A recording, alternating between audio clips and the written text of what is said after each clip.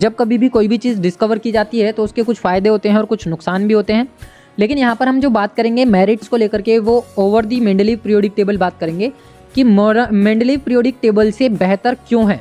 Modern periodic table Mendeleev की periodic table से बेहतर क्यों मानी गई और उसको स्टडी में ज़्यादा क्यों लिया गया। तो पहली चीज़ ये आ गई मेरिट्स में कि पोजीशन ऑफ द आइसोटोप्स दी गई। मेंडलीव की पीरियोडिक टेबल में क्या हुआ था कि आइसोटोप्स को अलग अलग जगह पर जगह दे दीजिए। जैसे हाइड्रोजन की हमने बात करी थी, हाइड्रोजन के 3 आइसोटोप्स होते हैं, 1H1, second one is 1H2, third one is 1H3, protium, deuterium और ट्राइटियम।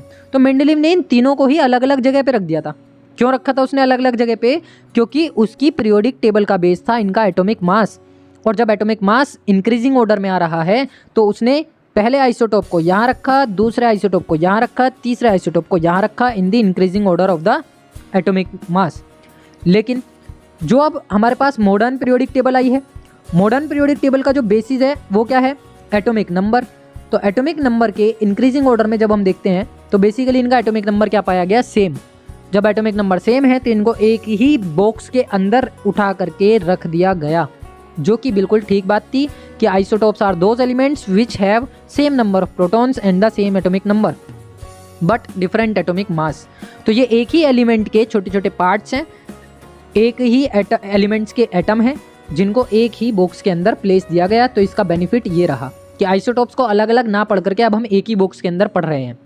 दूसरा जो इसका मेरिट रहा वो रहा एनोमोलस पेयर ऑफ एलिमेंट्स।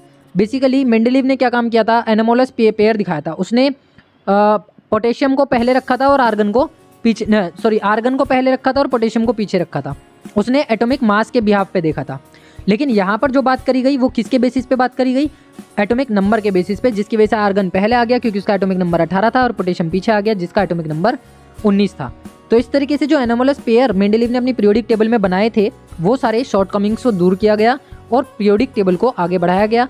अच्छा, अब जब इनकी प्रॉपर्टीज़ की हम बात करते थे तो ये प्रॉपर्टीज़ भी उन एलिमेंट्स के साथ फिर वो मैच कर गई जिनके नीचे उनको प्लेस मिला। जैसे मैं पोटेशियम की बात करता हूँ तो पोटेशियम को प्लेस मिला सोडियम के नीचे इन दी एमपीटी मॉडर्न पीरियोडिक टेबल, तो पोटेशियम की प्रॉपर्टीज सोडियम के साथ मैच कर रही थी। ऐसे ही आर्गन को प्लेस किसके नीचे मिला? हीलियम के नीचे, तो वो नियोन के नीचे, तो वो भी किसके साथ मैच कर रही थी? नियोन के साथ मैच कर रही थी। तो ये क्या रही? इसके कुछ बेनिफिट्स रहे over to the Mendeleev's periodic table. अब जितना भी काम अभी तक हमने देखा एमपीटी को लेकर के, मॉडर्न पीरियोडिक टेबल को लेकर के, उस पर बेस्ड कुछ ये 5 क्वेश्चंस हैं जो स्क्रीन पर दिखाई दे रहे हैं। ये 5 क्वेश्चंस आप लोगों को सॉल्व करने हैं। ये आपका क्वेश्चंस ऑफ द डे हो गया।